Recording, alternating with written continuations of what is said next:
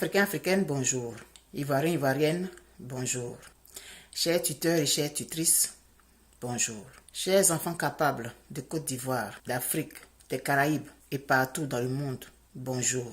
Nous sommes aujourd'hui mercredi 17 mars 2021 et nous avons une sœur qui m'a envoyé une vidéo que j'ai trouvée tellement bonne parce que cette vidéo, dans cette vidéo, la personne qui parle dit un peu les mêmes choses que moi. Mais elle dit encore mieux, elle le dit encore mieux que moi et j'aimerais partager ça avec vous. Le titre de ce direct c'est « Ivoiriens, ouvrons les yeux, l'heure est grave pour notre pays ». Au-delà de tout ce qu'on peut penser, au-delà de nos divisions, au-delà de nos palabres, au-delà de tout, l'heure est grave pour notre pays. Là où nous sommes arrivés aujourd'hui, là, il est temps que nous prenions conscience de ce qui se passe dans notre pays, de ce qui est en train d'arriver à notre pays et le péril qui nous guette. Je vais vous faire écouter la vidéo du frère. Mais avant ça, je vais chanter la chanson que vous connaissez, que j'aime chanter, qui a pour moi des paroles très fortes. Le travail de 1000 générations construira notre Côte d'Ivoire. Elle paraîtra devant les nations dans tout l'éclat de sa gloire. Telle est son unique destinée, puisque braves et fiers, nos aïeux sont morts pour la défendre, et nous vivrons pour l'aimer. Nous avons eu la chance d'aller à l'école. C'est vrai que ce n'est pas l'école qui rend intelligent. Ce n'est pas ce que je dis. Il y a des personnes qui ne sont pas allées à l'école qui ont réalisé des grandes choses. Mais aller à l'école, ça aide à pouvoir faire certaines analyses. Nous avons eu la chance d'aller à l'école. Et aujourd'hui, nous avons 40, 50 ans. Nous sommes sur les réseaux sociaux. Nous avons 30, 40, 50 ans, 60 ans. C'est notre temps. C'est notre époque. C'est notre génération. Il faut que nous prenions nos responsabilités par rapport à notre pays. Nos parents, ils ont fait ce qu'ils pouvaient. Et puis, ils nous ont donné un pays. Ils sont partis. Et nous, qu'est-ce que nous faisons? Nous dansons, nous nous battons, nous nous divisons, nous nous fabriquons des ennemis virtuels. Et puis, on avance. Qu'est-ce que nous allons laisser à nos enfants? Ivoiriens, une personne, plus 2, plus 3, plus 4, plus 5. Plus nous allons avoir des gens qui prennent position, qui réfléchissent pour le pays, plus ça va aller pour notre pays. Nous devons dépasser le palabre des partis politiques. Nous devons dépasser le palabre des leaders politiques. Nous devons nous mettre au-dessus de ça.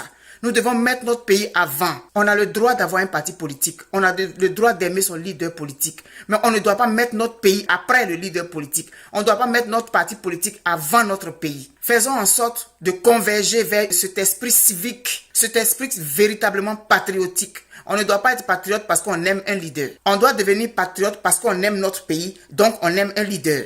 Le pays doit venir avant. C'est le pays qui doit tout déterminer et non le contraire.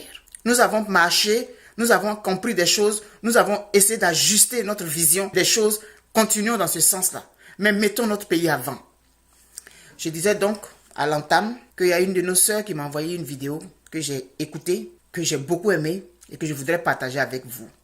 Parce que souvent, quand tu reçois une information que tu publies dans ton fil d'actualité, tout le monde ne voit pas. Or, quand c'est dans un direct, ça permet à une grande partie de tes contacts de voir ce que tu as partagé. Alors, c'est parti. Je me suis abonné en même temps sur la chaîne du frère, parce que c'est sur YouTube. Je me suis abonné en même temps. Plus nous allons avoir des gens qui réfléchissent comme ça, et mieux ça va être pour nous.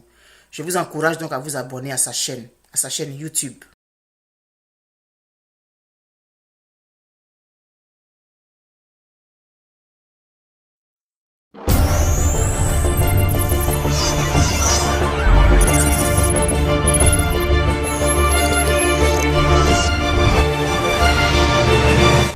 Bonjour, cher Tefa, bonjour à tous nos amis qui suivent nos vidéos, bonjour à tous. Ce matin, je voudrais parler de l'urgence du moment.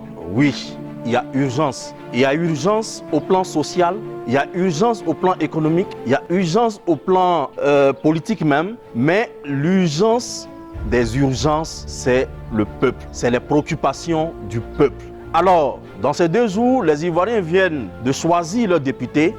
C'est-à-dire que des Ivoiriens viennent de donner du boulot à certains parmi eux qu'on va appeler députés, qui vont recevoir comme salaire 2 700 000 par mois. Souvent même, ces Ivoiriens-là ont déjà un boulot. Ensuite, ils ont même une fonction. Ils sont nommés, ils sont souvent ministres, ils sont directeurs, ils sont maires. Mais en plus, ils ont besoin encore de 2 700 000 là pour compléter leur salaire. Et un individu, un seul Ivoirien, il reçoit tout, 5 postes lui seul. Salaire de ça là, lui seul il engage, il prend, c'est pour lui seul. Et des millions d'Ivoiriens sont là, ils n'ont aucun boulot. Des centaines de milliers d'Ivoiriens sont à la recherche de boulot et ils n'en trouvent pas. Des Ivoiriens ont perdu tout espoir. Ils sont même prêts à vendre le peu de biens qu'ils possèdent pour aller à l'aventure de l'immigration. Voilà la situation actuelle. Et hier, on disait que le succès de ce pays repose sur l'agriculture. Aujourd'hui, c'est tout le contraire. Les planteurs même tirent le diable par la queue parce qu'aujourd'hui, leur cacao ne s'achète plus. Et si les gens veulent acheter cacao là aussi, ils achètent à un prix vraiment misérable. Alors, il y a des urgences. Il y a urgence dans urgence. Quand je fais une analyse de notre budget 2021, on nous parle de 8 600 milliards. Alors, nous chantons, nous avons beaucoup plus d'argent. Mais dans les 8 600 milliards là, l'État de Côte d'Ivoire est obligé d'aller chercher crédit jusqu'à 1 700 milliards pour pouvoir boucler son budget. Or déjà, comme vous le savez, en 2020, nous étions déjà à 16 322 milliards de crédit. On va prendre encore 1 700 pour venir compléter. Il y a des urgences, ces Ivoiriens. Il y a des urgences actuellement.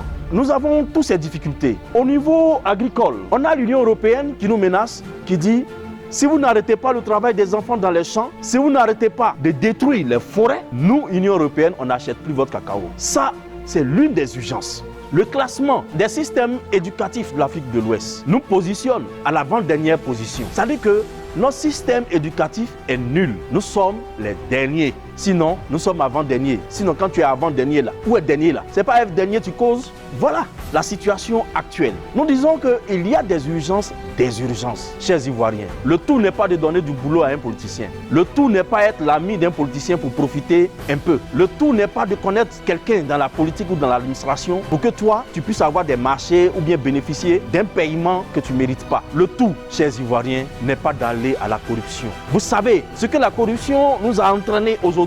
Au nom de cette corruption-là, la Côte d'Ivoire est devenue la capitale, la plaque tournante de la drogue. C'est en Côte d'Ivoire aujourd'hui, on rencontre tous les grands trafiquants. Et notre école n'échappe pas. Nos enfants aujourd'hui, dans les lycées, ils consomment cette drogue-là. Peut-être c'est pour cela que nous sommes nuls au plan du système éducatif. Mais il y a urgence, chers frères ivoiriens. Il y a urgence. Quand nous avons engagé une politique qui n'est pas productive, quand nous nous engageons un combat qui n'aboutit pas, quand nous avons une habitude qui nous appauvrit, il faut changer. Il faut aller au changement. C'est à ce niveau-là que se dispose le TEFA pour te dire, toi Ivoirien, il y a une autre solution à employer. Il y a une autre manière de gérer l'économie d'une nation, de gérer la gouvernance économique d'une nation et changer les choses. Et cette manière-là, c'est ce que nous appelons la vision nationale commune.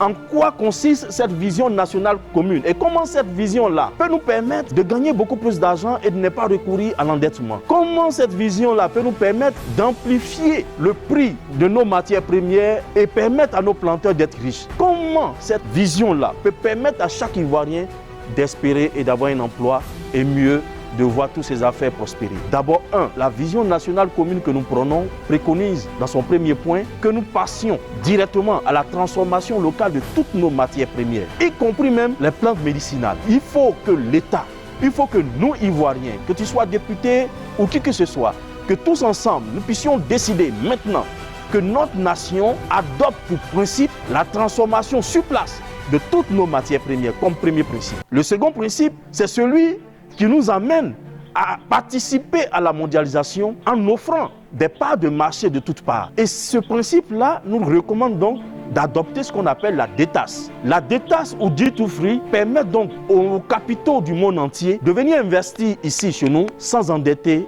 notre nation, sans endetter notre pays, sans hypothéquer l'avenir de nos enfants. Voilà ce que la VNC propose en deuxième point. En troisième point, nous parlons de déréglementation parce que derrière la déréglementation se trouvent des impôts ou taxes qui ne disent pas leur nom. Derrière la déréglementation se trouve une formule qui permet donc de continuer et de persévérer dans la voie de la corruption. Or, nous voulons que cette corruption s'arrête et que les Ivoiriens puissent utiliser la formule ou l'instrument qu'on appelle la méritocratie pour pouvoir créer des richesses vraies, des richesses partagées et des richesses vraiment abondantes. Alors arrêtons d'enrichir les plus riches. Arrêtons de continuer de donner aux politiciens. Nous-mêmes, décidons de mener le bon combat qui nous intéresse, qui est celui de la VNC, celui de passer à la transformation ici, sur place, de toutes nos matières premières. Si tu as compris ce message, cher frère, tu as tout compris. Et nous, on t'attend au TEFA pour qu'ensemble, nous puissions poursuivre ce combat de la VNC. Merci.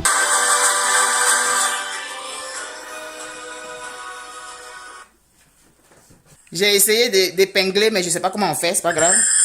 Donc j'ai mis le lien YouTube de la vidéo du frère, je l'ai mis dans le titre. Donc vous pourrez aller cliquer dessus pour écouter attentivement. Il a dit beaucoup de choses. Nous devons changer notre regard sur notre pays. Nous devons changer notre façon d'appréhender notre futur. La corruption a atteint un niveau incroyable. Et nous on regarde. Si nous ne prenons pas conscience que nous avons un pays à préserver, si nous ne prenons pas conscience que nous avons une responsabilité vis-à-vis de nos enfants, que nous pensons que ça ne me concerne pas. Moi, je ne fais pas politique, moi, je ne suis pas dedans. Moi, ça là, je ne suis pas dedans, je ne veux pas. C'est pas de ça qu'il s'agit. C'est pas de ça qu'il s'agit. Ouvrons les yeux. Les gens, ils se battent pour devenir députés. Les gens dansent parce que leur parti a gagné un siège. Et puis après ça, il y a quoi?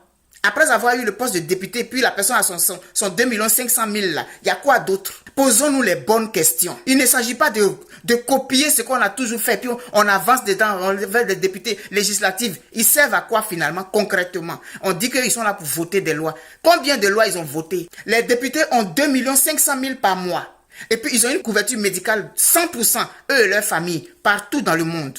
Pendant ce temps, une femme qui a fait des enfants, qui a été abandonnée par le père, qui a 4-5 enfants, elle trime pour s'occuper de ses enfants. Elle n'a même pas une allocation de 5 000 francs par mois pour subvenir à ses propres besoins. Ayons un regard différent sur notre pays. Les enseignants, plusieurs sont dans les villages, perdus quelque part là-bas. Il y a des mois, ils n'ont pas de salaire, ils n'ont même pas de numéro matricule. Notre pays est endetté. Vous avez écouté ce que le frère a dit. Pendant ce temps, on est dans les palabres. À un moment donné, et si on mettait une trêve, s'il vous plaît, frères et sœurs, on s'est rendu compte aujourd'hui que les réseaux sociaux sont un pouvoir. Ce qui veut dire que nous qui faisons les vidéos là, nous avons un impact. Peu importe les vidéos qu'on fait, ceux qui font les vidéos ont un impact. Maintenant, j'aimerais vraiment appeler les cyberactivistes ici, au secours de notre pays. Et si vous faisiez une trêve, ce sont des messages comme ça que nous devons véhiculer pour sensibiliser nos parents, pour conscientiser nos compatriotes. Au lieu de rester dans les palabres, là, je vous en prie, faites une trêve de peut-être 2 semaines. Et puis chaque jour, faites ce genre de vidéos-là pour attirer l'attention des gens sur le péril que court notre pays. Une seule voix ne peut pas faire tout. Nous sommes dans des problèmes sérieux, c'est urgent. J'ai mis le lien du frère dans le titre. Cliquez dessus, vous allez aller réécouter attentivement. Il y a plein de choses qu'il dit. Nous sommes allés à l'école. On est capable de faire des analyses. Regardons notre pays. Regardez aujourd'hui. J'appelle ici les cyberactivistes. S'il vous plaît, aujourd'hui là, faire palabre des leaders politiques là. Est-ce que vous ne pouvez pas mettre une trêve à ça? Et puis rejoindre ceux qui appellent sous le drapeau. Il faut faire quelque chose. On peut encore sauver les meubles. Il faut faire quelque chose. Merci.